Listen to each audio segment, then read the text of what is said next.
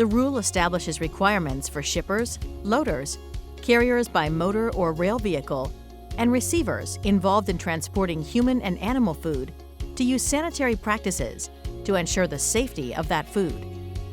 The requirements of the rule do not apply to transportation by ship or air because of limitations in the law. The goal of this rule is to prevent practices during transportation that create food safety risks, such as failure to properly refrigerate food, inadequate cleaning of vehicles between loads, and failure to properly protect the food products.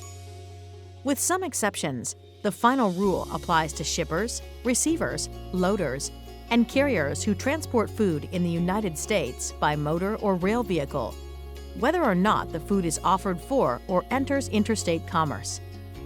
It also applies to persons, for example shippers, in other countries who ship food to the United States directly by motor or rail vehicle from Canada or Mexico, or by ship or air, and arrange for the transfer of the intact container onto a motor or rail vehicle for transportation within the U.S.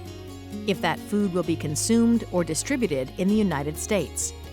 Specifically, the Sanitary Transportation Rule would establish requirements for vehicles and transportation equipment, the design and maintenance of vehicles and transportation equipment to ensure that it does not cause the food that it transports to become unsafe. For example, they must be suitable and adequately cleanable for their intended use and capable of maintaining temperatures necessary for the safe transport of food. Transportation operations.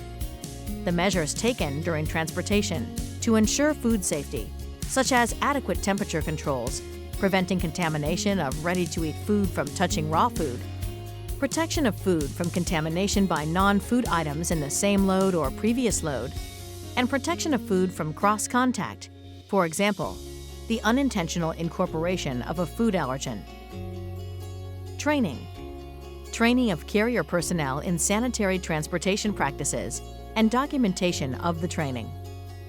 Records. Maintenance of records of written procedures, agreements, and training. Thank you for watching this video.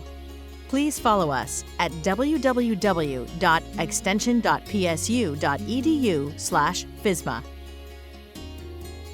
This program was developed by Food Safety CTS LLC for Penn State University.